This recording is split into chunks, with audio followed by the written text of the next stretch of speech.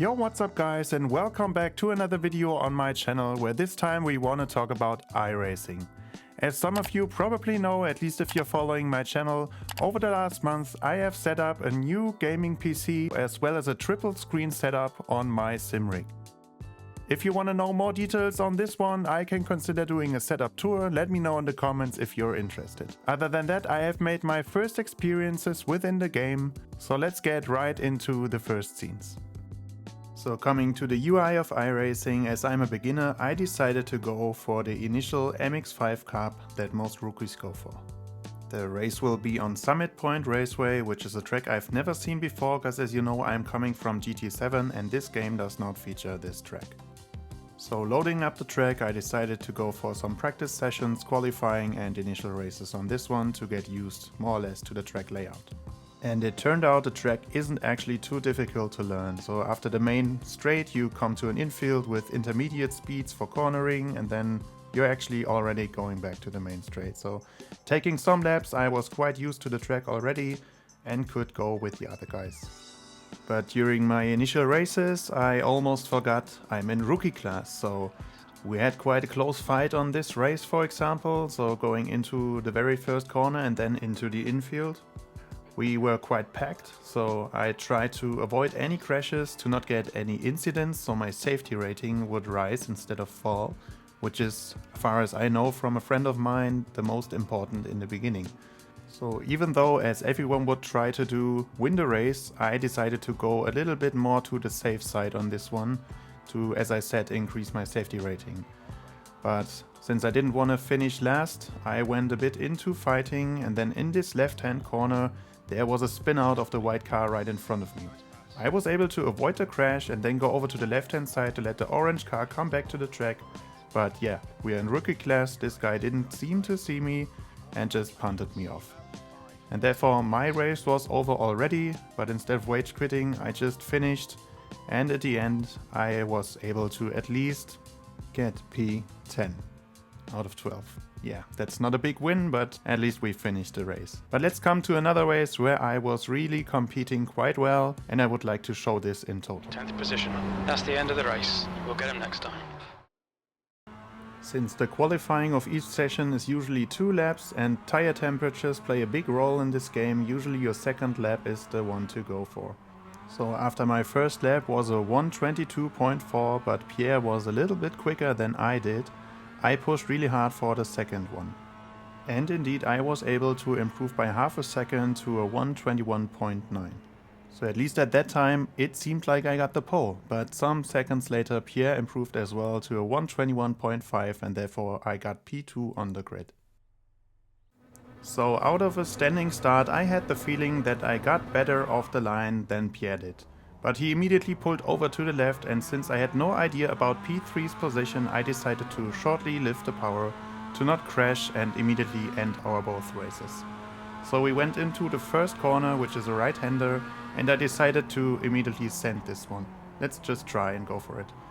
I kept the inner line and Pierre was on my outside, but he had the better exit then, so he could slightly pull away again and get into the front of mine for the fast left-hander in third gear. So out of this first action I decided to stay behind Pierre, check out his driving style and maybe wait for a mistake, because we have a 12 minutes race and no race is won on the first corner. And since also the tire temps within the first lap were quite low, it was more about playing it safe instead of setting a stupid action and get out of the race immediately. So going through the inner section of the track I tried to keep a more or less constant distance to Pierre in front, while also keeping an eye on Alexander behind me to not give him any option to go for the overtake or maybe also punt me off. So it was mainly about managing tire temps within the first lap to be able to then go for some more pushing within the second one.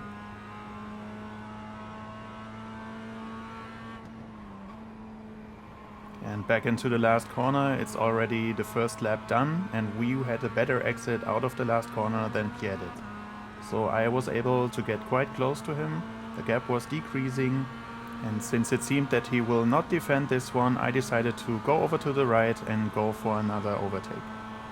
And to not overshoot and punt him off to keep my inner line, I decided to go for early breakpoint. I kept the inner line again, and whilst on the last lap Pierre could carry more speed on the wider line, this time it seemed that he couldn't do it, and therefore I took over the lead. And I'm not pretty sure what happened to Pierre in this one, but after I overtook him, also Alexander and Jack were able to get through and took position P2 and P3. And I can tell you, since this was the first leading mileage in this game, I got quite nervous from this point on. So it took me like half a lap to calm down again, concentrate and focus on the track, to not immediately lose my position, so I could at least for some laps take over the lead and maybe also go for the win on this one. But it seemed like that Alexander as well as Jack had the better pace, but in the end of this race it turned out that they were into some fighting, which at least for me was good, because it helped me out to keep my distance to them. So ending lap number 2, it was our first leading lap in this race, or at least also in this game. But unfortunately my exit onto the main straight wasn't as good, and so both of them could catch up, and at the end of the main straight, to not lose any time, I decided to not go defensive and just let them pass on the inner line. I decided that avoiding a crash and at least going for a podium in the end is more important than having a crash and being out of the race again. Exiting the corner, I saw the possibility for switchback, so I went to the inside and we were too wide for the next left-hander, but unfortunately I decided to back out and let him go to the front to avoid a crash and stay in P2. So as in the first lap with Pierre, I decided to keep the distance to him, keep it constant, try to get his driving style, maybe I could improve my lap times and wait for him to probably make a mistake so I can take over the lead again. Unfortunately, what happened in this corner was that the guys behind made a mistake, so there was a big crash with some cars involved, and at least the push from behind from those guys is now gone and we can concentrate on our race in the front.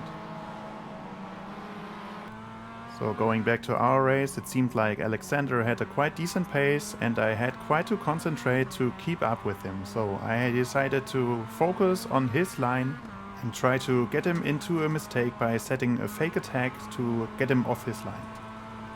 And then out of this corner I noticed I had a slightly better exit, and with the help of some slipstream I got into the position of setting a fake attack. So he went defensive on this one, and therefore his entry in the corner was not the best one.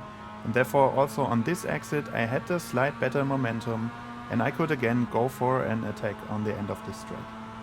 And he also noticed about that, so he went defensive again to the right hand side, so I had to take the outside line on this corner.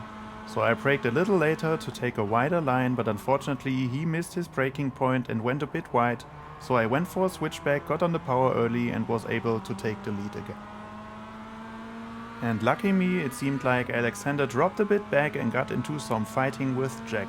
So while they were fighting for P2, I was able to get a gap of about 1.5 seconds to P2. I was quite safe, so I could play this one a little bit less nervous than before. So I was able to keep the lead, and let's just jump forward to the very last lap, because then Jack was able to catch up with me. So going into the very last lap of this one, Jack was only 0.4 seconds behind, so I was not sure if I should go defensive for this first one. Jack set a fake attack, it seems, on the lower left hand side, but then he decided to pull back behind me and we were both taking the normal line through T1. So having him in my mirror, I decided to try and keep this cool, try to play it safe and try to avoid any crash.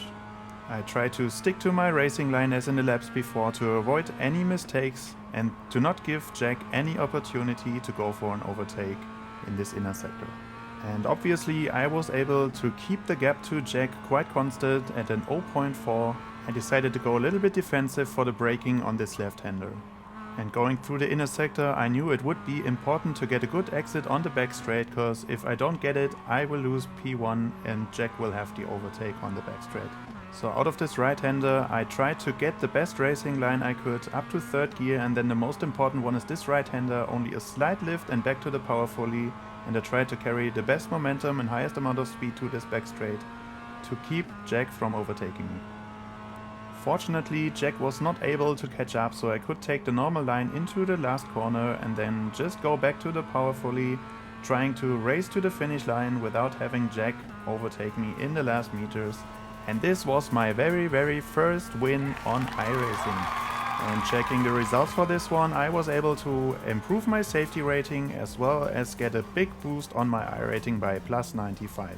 So if you enjoyed this video, let me know in the comments and feel free to share, like and subscribe. And then I hope to see you guys in the next one. Bye bye.